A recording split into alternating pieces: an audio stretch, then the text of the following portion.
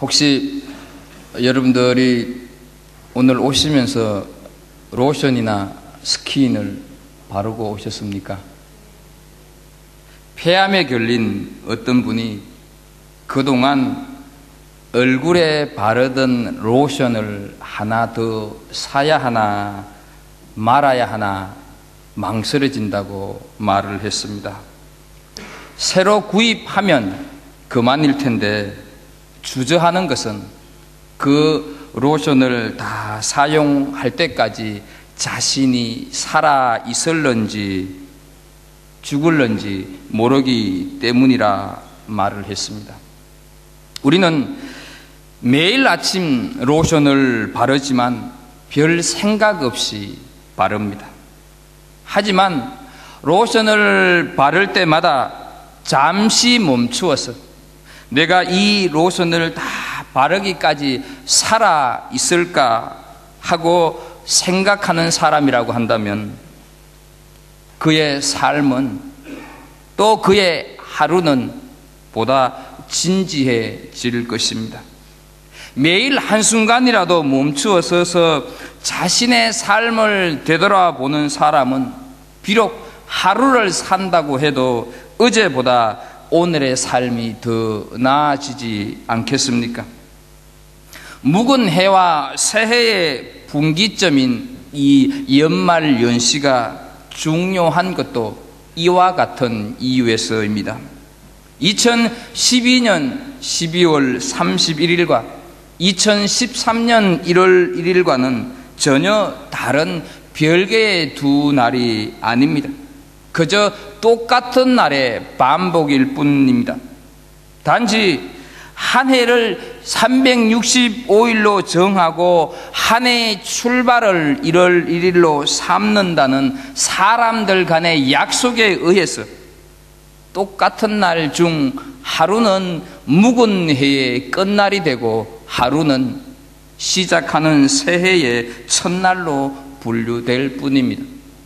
만약 사람에게 묵은 해와 새해의 구별이 없어 창세 이전부터 첫째 날, 둘째 날, 10만 번째 날, 1억 번째 날 이런 식으로 날을 계산해 왔다고 하면 사람들은 저마다 분주하게 사느라 오늘날처럼 365일마다 자신을 성찰해 보는 기회를 가지지 못할 것입니다.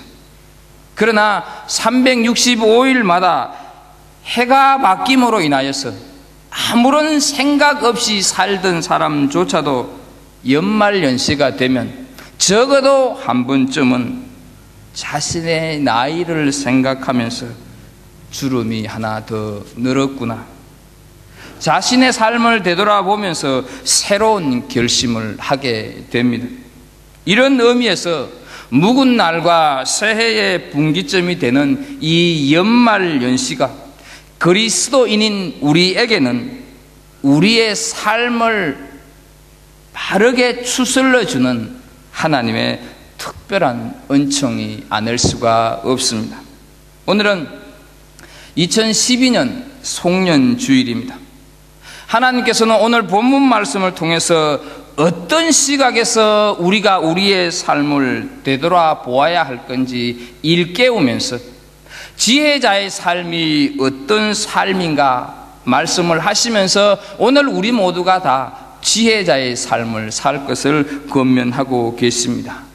그러면 무엇이 지혜자의 삶이라고 말씀을 합니까? 먼저 어떻게 행할지 자세히 주의하는 삶이 지혜자의 삶이라고 말씀을 합니다. 15절 말씀을 보겠습니다. 그런즉 너희가 어떻게 행할지를 자세히 주의하여.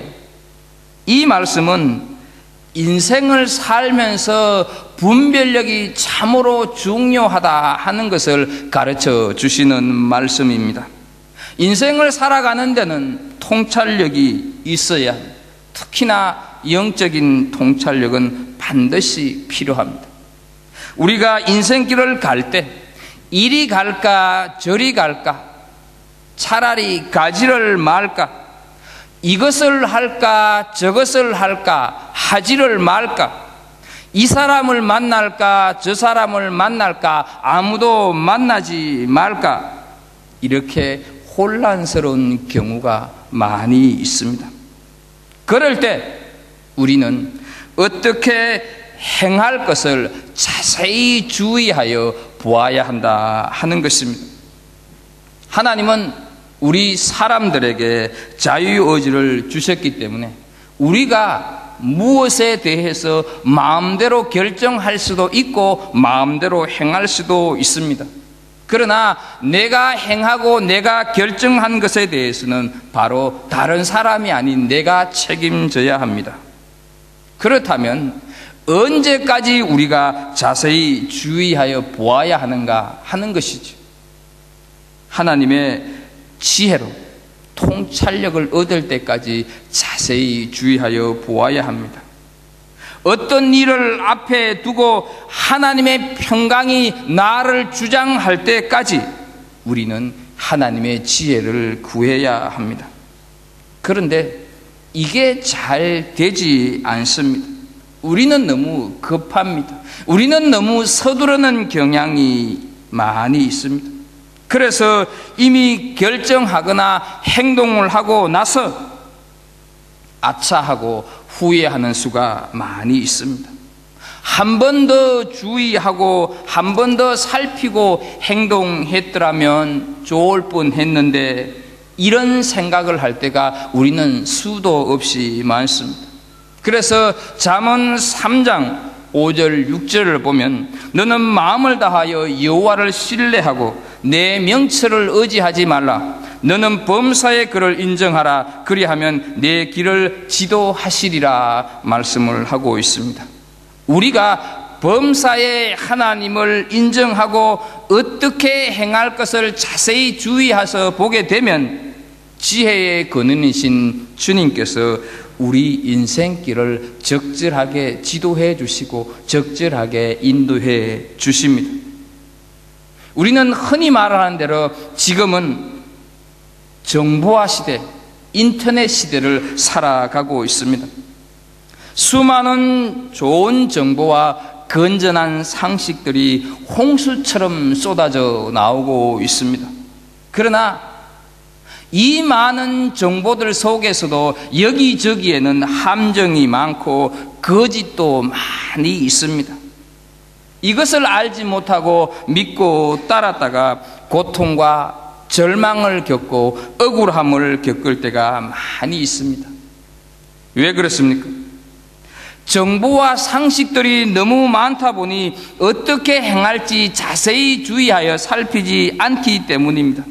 정보에 치여서 하나님의 말씀에 비추어서 옳고 그른가를 판단하려는 수고와 생각보다는 그 정보를 먼저 의지해 버리고 그 보고 들은 정보가 이미 내 머릿속에 꽉 차 있어서 말씀에 적용하는 것은 시간 낭비처럼 느껴지기 때문입니다.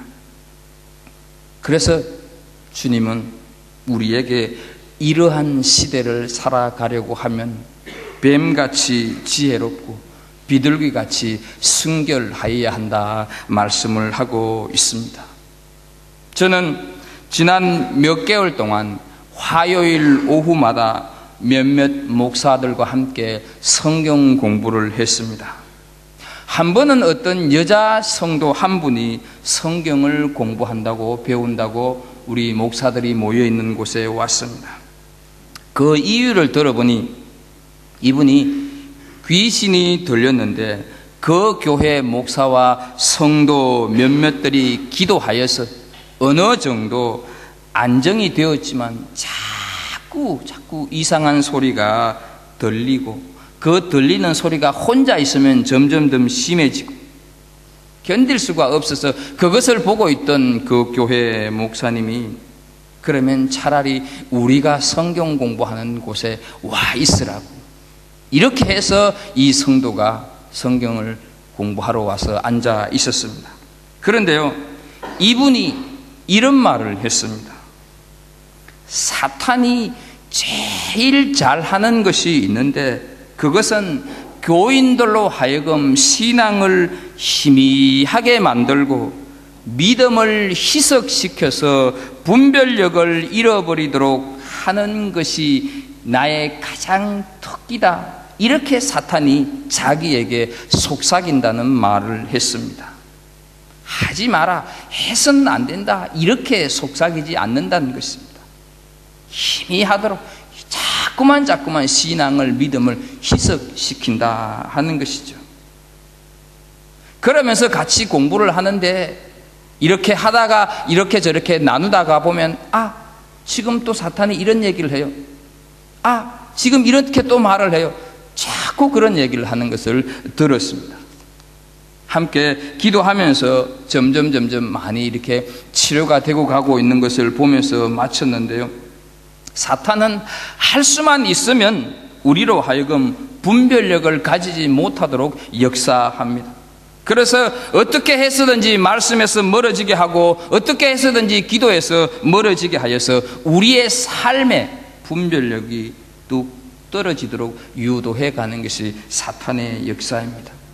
현대인들의 좋지 않는 특징 중 하나는 주의하여서 살피거나 심사숙고한다거나 고민하는 것을 귀찮아한다 하는 것입니다. 그래서 눈에 보이는 대로, 손에 잡히는 대로 쉽게 생각하고 판단하는 것입니다. 이러다 보니 분별력이 떨어지고 판단력이 떨어지고 그럴듯해 보이면 그냥 행동을 해버립니다. 그러나 하나님께서는 반드시 우리에게 자세히 주의하여 살피라고 말씀을 했습니다. 그렇게 살피면 지혜를 주신다고 15절에서 말씀하고, 그러면 지혜자의 삶을 살아갈 수 있다 말씀을 하시는 것입니다. 왜 그런고 하니 하나님은 바로 지혜의 하나님이시기 때문에 그러합니다. 그것을 야고보서 1장 15절 말씀을 보게 되면 너희 중에 누구든지 지혜가 부족하거든 모든 사람에게 후히 주시고 꾸짖지 아니하시는 하나님께 구하라, 그리하면 주시리라 말씀을 하셨습니다. 여러분, 음주운전은 참 위험하다는 거 다 알고 계시죠? 이 음주운전은 자기 자신이 위험에 처하는 것은 물론이거니와 같이 태고 가는 다른 사람, 주변에 길을 가고 있는 사람들에게도 불행을 만들 수가 있는 위험한 것입니다. 그런데 우리가 인생길을 가면서 하나님께 지혜를 구하지 않고 사는 것은 마치 음주운전을 하는 것과 같이 위험합니다. 자기 인생을 망치고 싶은 사람은 아무도 없습니다. 모두들 다 멋지게 아름답게 사람들로부터 칭찬받는 인생을 살고 싶어 합니다.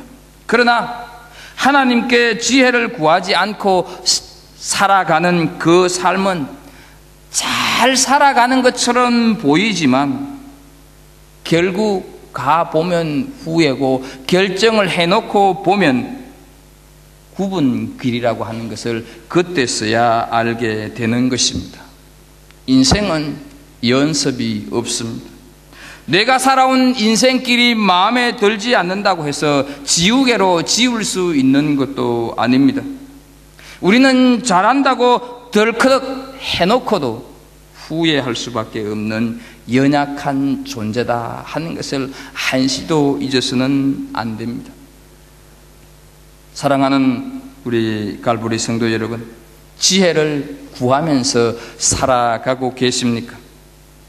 지혜를 구하면서 인생을 살아야 한다는 것을 모르는 사람은 아무도 없습니다. 그러나 이것은 우리에게 하나의 이론에 불과합니다.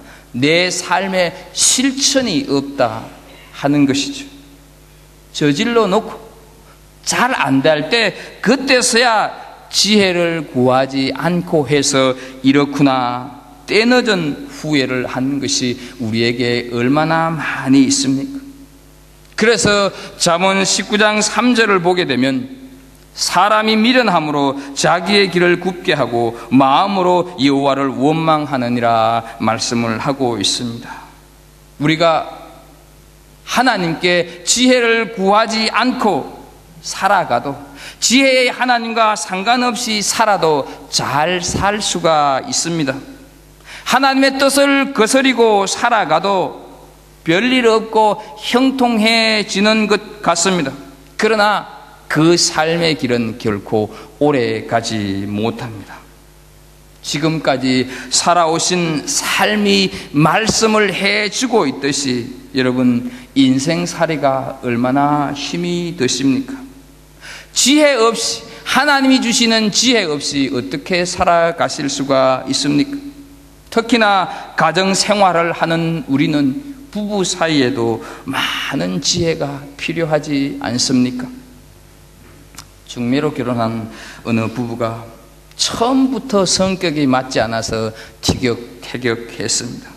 아이들을 키울 때는 좀 나은 편이었는데 이제 아이들이 장성해서 둘만이 있는 시간이 많아지자 걸핏하면 이 부부는 말다툼을 합니다. 아내는 남편의 일거수일투족이 마음에 들지 않았었고, 남편은 아내의 잔소리와 유별나게 따지는 그 성격 때문에 죽을 맛이었습니다. 취미도 너무 달랐습니다. 남편은 술과 담배, 커피 아니면 잠자기, 이런 것이었습니다. 아내가 싫어하는 것만 골라서 했습니다. 아내는 학교 선생님답게 좀 지성이 풍기기를 원했지만 늘 어깃장만 놓는 남편에게 정남이가 뚝 떨어져 있습니다.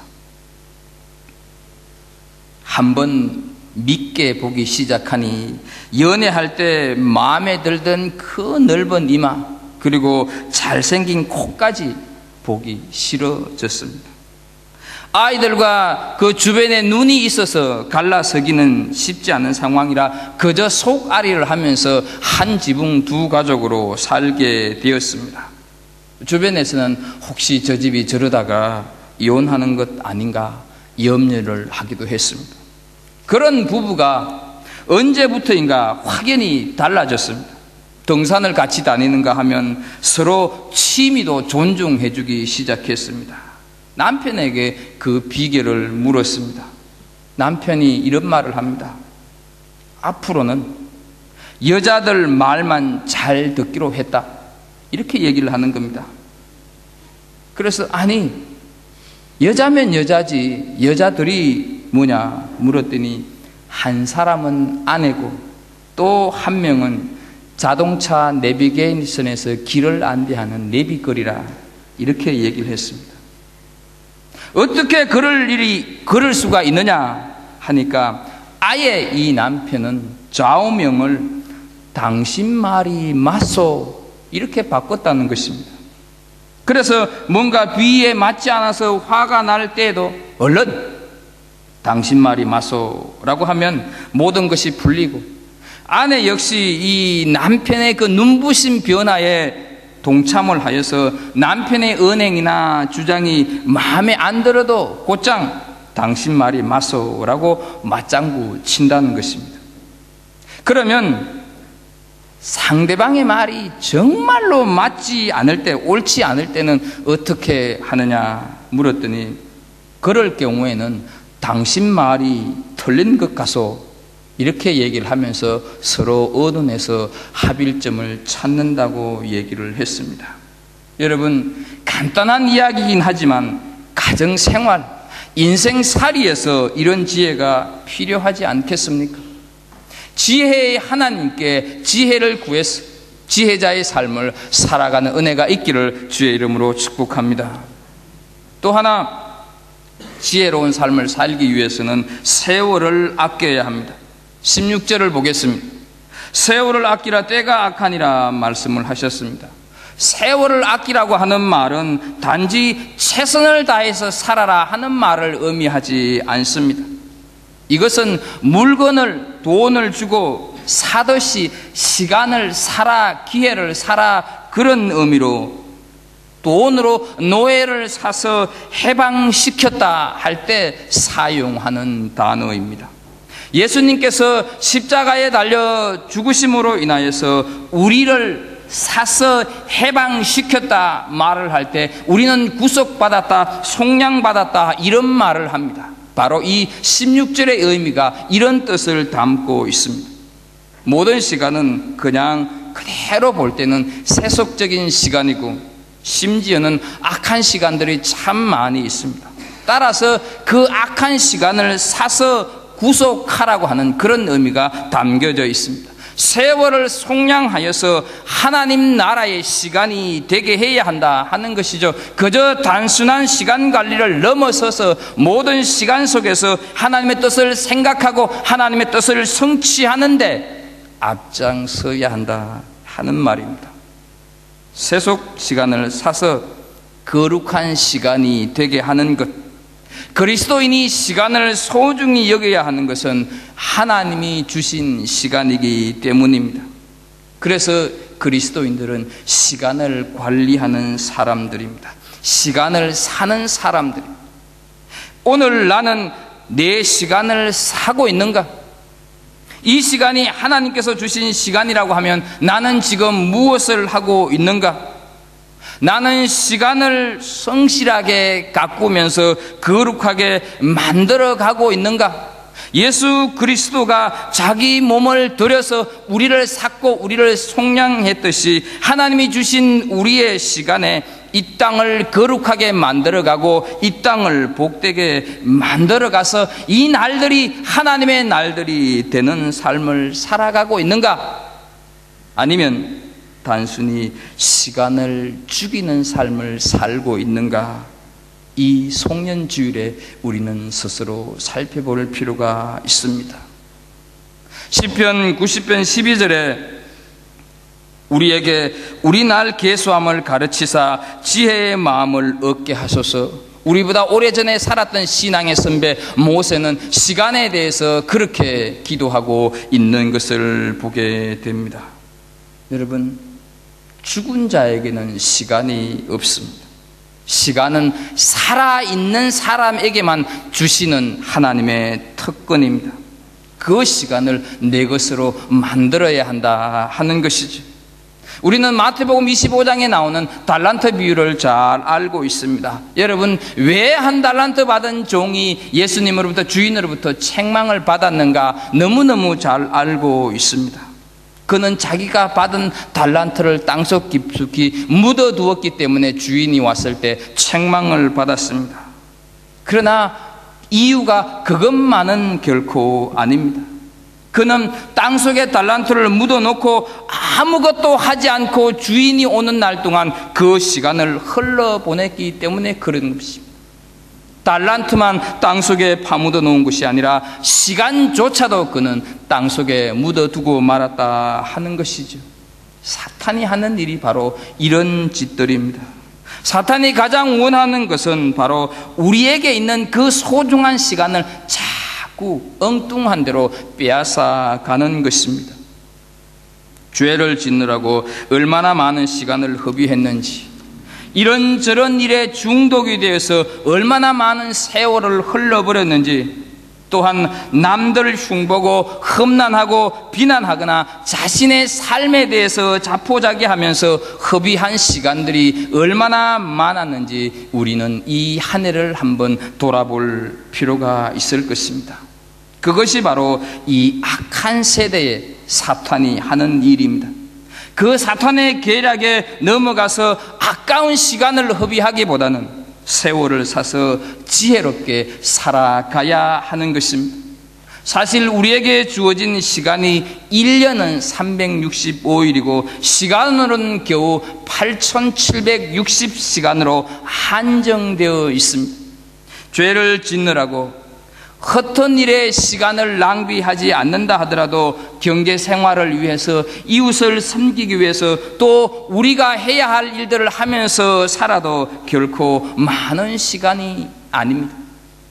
우리는 너무 해야 할 일들이 많아서 입에서 그저 바쁘다는 얘기가 쉴 새 없이 흘러나오고 있습니다. 사회가 점점 현대화가 되어 갈수록 사람들은 점점 더 시간에 가난뱅이가 되어가는 것 같습니다. 그래서 바쁘다는 이유로 주일날 하루 하나님 앞에 나와서 예배하기도 그리 쉽지 않습니다. 주일날 교회 와서 예배하는 것보다 다른 것이 더 급하고 중요하다고 하는 생각을 하기 때문입니다. 그렇다면 이 바쁜 세상을 살아가면서 세월을 아끼라고 하는 말씀은 구체적으로 무슨 뜻일까? 이 말씀은 단순히 게으르지 말고 부지런히 살아라, 그런 뜻은 아닙니다. 이 말의 뜻을 우리가 살펴볼 것인데 그것이 오늘 드릴 세 번째 말씀입니다. 하나님께서 세월을 아끼라 이렇게 말씀을 하시고 바로 뒤이어서 하시는 말씀이 17절에 나오는 것을 보게 됩니다. 17절을 보면 그러므로 어리석은 자가 되지 말고 오직 주의 뜻이 무엇인가 이해하라 말씀을 하셨습니다. 주님의 뜻을 이해하지 못하면 우리가 아무리 시간을 쪼개어서 열심히 살고 부지런히 산다고 해도 결국 지혜자의 삶을 살 수가 없다 하는 말입니다. 한 해를 정리하는 이 시점에 우리에게 주님이 원하시는 뜻이 무엇일까? 두 가지로 말씀을 드리면서 정리를 합니다. 그 첫 번째는 우선순위를 정하라 하는 말씀을 드리고 싶습니다. 인간은 시간과 공간의 제약을 받는 사람들입니다. 같은 시간에 두 장소에선 절대로 존재할 수 없는 인간입니다. 두 가지 일이 동시에 일어났을 때 나는 어느 한 가지든지 먼저 선택을 해야 합니다. 그 선택에서 나의 우선순위가 무엇인가 비로소 드러나게 됩니다. 주님의 뜻은 우리가 우선순위를 주님께 두고 세월을 아끼고 기회를 놓치지 말라고 말씀을 하고 있습니다. 어떤 일이 있다 할지라도 먼저 하나님 앞에 예배하는 것이 1순위가 되고 그에 따라 나머지 일들이 질서가 잡히고 정리되는 삶을 주님이 원하신다 하는 것입니다. 이 우선순위가 결정되어 있지 않으면 매주일 우리는 교회 갈까 말까 망설이게 됩니다. 그리고 그런 마음을 가지고 있으면 틀림없이 교회에 갈 일보다 못 갈 일이 더 생겨나게 되어 있습니다.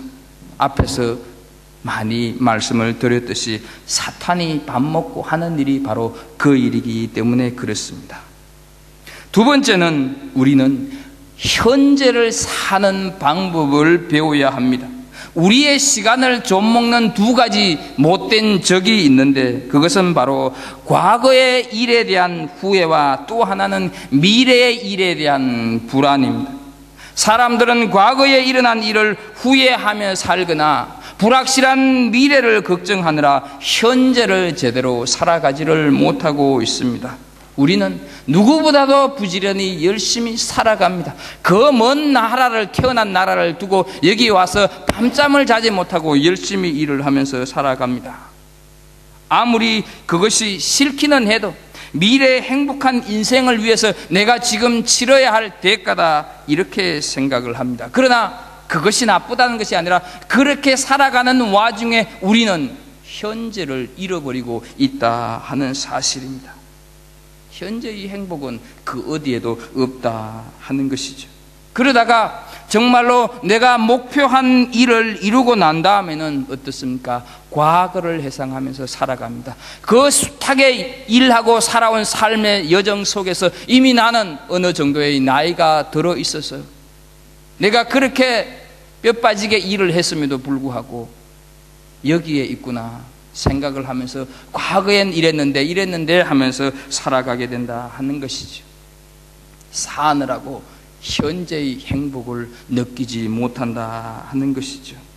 여러분, 지금 내가 행복하지 못하면 미래가 행복하다고 결코 보장할 수가 없습니다. 지금 내가 천국을 경험하지 못하고 산다면 나중에 천국에 들어가리라고 하는 아무런 보장도 없습니다. 그래서 우리가 조심히 여겨야 하는 말은 나중에 열심히 믿겠다고 하는 말, 이 다음에 열심히 봉사하겠다는 말, 그 말은 정말로 진심인가 하는 것을 깊이 헤아려 볼 필요가 있습니다. 오늘 교회에 나와서 신앙생활을 하지 못한다고 하면 다음에도 나오기가 어렵습니다. 오늘 주님이 나에게 맡겨진 일을 할 수 없다면 다음에도 못하기가 쉽습니다. 오늘이라고 하는 세월을 아껴서 기회를 놓치지 말고 주님의 일을 감당하는 것이 지혜로운 삶을 살아가는 사람들의 모습입니다. 그것이 바로 주님의 뜻을 이해하는, 주님의 뜻을 이루고 살아가는 삶의 모습이다 하는 것이죠. 로마서 13장 11절 12절을 보게 되면, 또한 너희가 이 시기를 알거니와 자다가 깰 때가 벌써 되었으니 이제 우리의 구원이 처음 믿을 때보다 가까웠음이라. 밤이 깊고 낮이 가까웠으니 그러므로 우리가 어둠의 일을 벗고 빛의 갑옷을 입자 말씀을 하셨습니다. 사랑하는 성도 여러분, 우리는 이미 자다가 깰 때가 벌써 되었습니다. 우리에게 2012년이라고 하는 시간이 이제 겨우 35시간도 채 남겨놓지 않고 있습니다. 2013년을 어떤 새로운 마음으로 맞이하시겠습니까? 우리에게 새로운 시간이 주어진다 하는 것을 당연하게 여기지 않기를 바랍니다. 그것은 전적으로 하나님이 우리에게 주시는 은혜입니다. 언젠가는 우리가 인생의 새해를 맞이 못할 때가 있습니다. 반드시 옵니다. 그렇게 세월을 아껴야 하고 시간을 사야 합니다. 지나간 시간도 앞으로 올 시간도 결코 우리의 것은 아닙니다. 지금 숨쉬고 살아가고 있는 오늘이 바로 하나님이 우리에게 주시는 우리의 시간입니다. 따라서 오늘 내가 어떻게 무엇을 하며 살 것인가, 그것이 내 미래를 결정하게 될 것입니다. 바로 지금이 구원을 위해서 사용해야 할 우리의 시간입니다. 이 시간을, 이 지금을 지혜롭게 사용하실 수 있기를 간절히 소망합니다. 주님의 뜻을 이해하고 주님께 우선순위를 두고 살아가기를 소망합니다. 새해에는 우리 모두가 이러한 삶으로 하나님께 영광을 돌리는 그런 지혜로운 삶을 살아가시는 성도가 되기를 예수 그리스도 이름으로 축복합니다. 기도하겠습니다. 하나님 아버지, 허락해 주신 한 해 감사를 드립니다. 알게 모르게 지키시고 보호해 주신 것 감사를 드립니다. 이제 한 해를 돌아보는 한 해의 길목에 서서 우리는 주시는 말씀을 통해서 하나님의 음성을 듣습니다. 하나님, 지혜로운 자의 삶을 모두가 다 살기를 원하는데 정말로 우리가 어떤 일, 무슨 일을 하든 간에 자세히 주의하여서 하나님이 주시는 지혜로 선택하고 결정하게 해주시고, 시간을 우리가 사서 이 땅에 주어진 우리의 시간들을 거룩한 하나님의 나라로 만들어가고 세워가는데 사용하는 우리들 되게 하여 주옵소서.